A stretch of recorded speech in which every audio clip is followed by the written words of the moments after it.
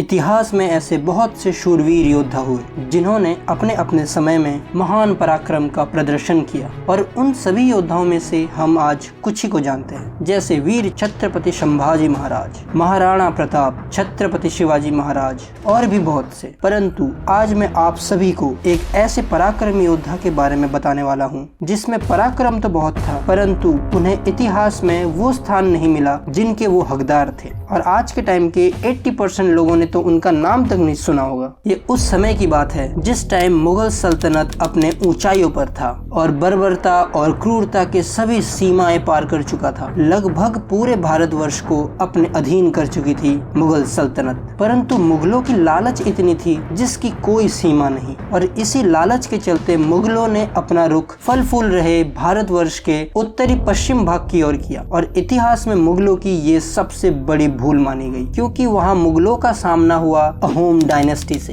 अहोम्स की सेना छोटी जरूर थी परंतु कमजोर नहीं। वैसे तो मुगल्स और अहोम्स में कई बार युद्ध हुए जिसमें से ज्यादातर युद्ध अहोम्स ने जीते, परंतु आज हम बात करेंगे उस वीर योद्धा के बारे में जिसके वजह से अहोम्स ने अपने इतिहास का सबसे खतरनाक और मुश्किल युद्ध जीता, द बैटल ऑफ सरायघाट। सन 1671 में अहोम किंगडम के राजा स्वर्गदेव उदयदत्त सिंह थे जब मुगल्स ने अहोम्स पर इतिहास का सबसे बड़ा आक्रमण किया जिसमें 4000 सरदार सोल्जर्स, 15000 से भी ज्यादा शाही सोल्जर्स, 18000 से भी ज्यादा घुड़सवार, 30000 फुट सोल्जर्स, 40 वॉरशिप्स और भी बहुत से सोल्जर्स को मिलाकर 80,000 लोगों जितनी बड़ी सेना थी जो सीधे अहोम्स की ओर बढ़ रही थी। देखा जाए तो मुगल्स की इतनी विशाल सेना के सामने अहोम्स की छोटी सी सेना का टिक पाना बिल्कुल नामुमकिन सा था। यहाँ पर आप सभी सोच रहे होंगे कि तो फिर मुगल्स को अहोम्स ने हराया कैसे। ठीक यही चिंता अहोम्स के राजा उदयदत्त सिंह को भी थी कि इतनी बड़ी सेना का सामना अहोम्स कैसे करेगी। तब राजा को सहारा देते हुए एक आदमी राजा से कहता है कि मैं करूंगा मुगल सेना का सामना। और इस आदमी में राजा को एक नई उम्मीद दिखती है और उसे अहोम सेना का आर्मी जनरल बना दिया जाता है। इस नामुमकिन से दिखने वाले जंग को जीत कर दिखाया उसी आदमी ने, the one and only Ahom kingdom के आर्मी जनरल लचित बोरफुकन ने। लचित बोरफुकन के मास्टर प्लान और साहस के चलते अहोम ने इस युद्ध को जीता। तो हुआ कुछ ऐसा कि लचित बोरफुकन जानते थे कि मुगल की सेना बहुत बड़ी और पावरफुल है और उनके पास उस टाइम के सबसे एडवांस वेपन्स भी थे। अहोम किंगडम में घुसने के दो रास्ते थे, पहला वैली के रास्ते से होते हुए और दूसरा ब्रह्मपुत्र नदी से बोट के थ्रू। तब लचित बोरफुकन ने